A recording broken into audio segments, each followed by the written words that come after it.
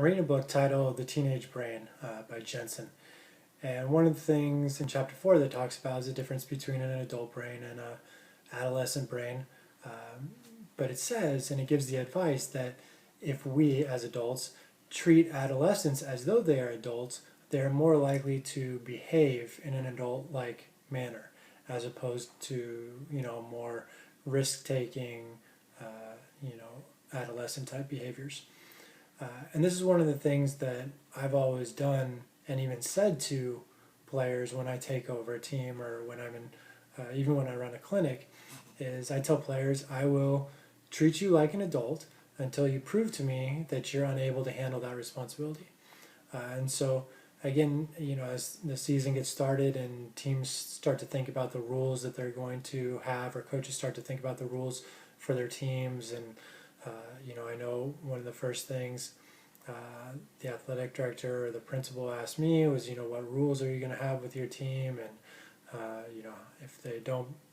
behave, how are you going to punish them, and punishment, discipline,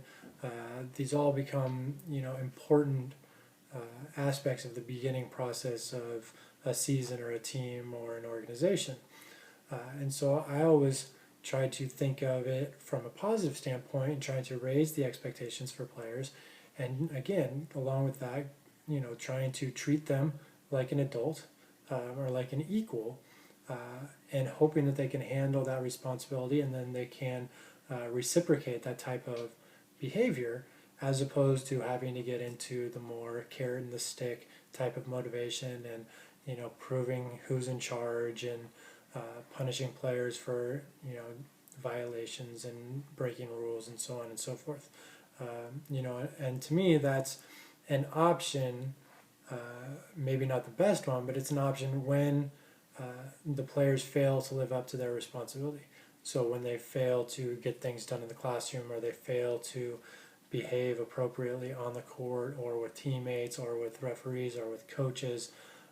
or in classroom, whatever the transgression might be, there's always the ability to work backwards. And go from, I tried to treat you like an adult, tried to give you this kind of relationship, and give you some autonomy, but that has proven too much, so now we can work backwards, and now we can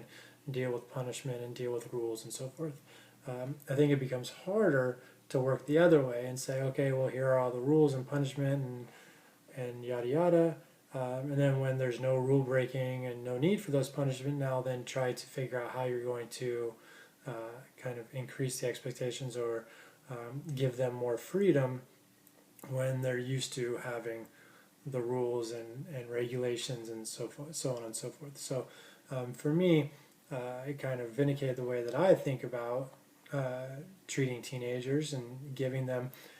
as much responsibility as I believe that they can handle going into the situation, and then adjusting when necessary, but really trying to start with the high expectations and start with giving them the responsibility, to manage themselves and each other, and then having that kind of adult relationship, as opposed to a more typical power relationship where the coach or the teacher or the parent has all the power, and the player, the child, the student is powerless and basically has to do whatever the authority figure says. So I try to make it more of a relationship of equality, where we're both adults and we're both working towards the same goal, both individually and as a team, and hope that that can inspire and motivate from a positive standpoint, as opposed to always from the negative and looking at the worst case outcome and anticipating players behaving in the worst possible way. I want to believe that they're going to behave in the best possible way, and then I can adjust and adapt if that's not realistic, or if it's not possible, or if they prove that that's too much responsibility for them to handle.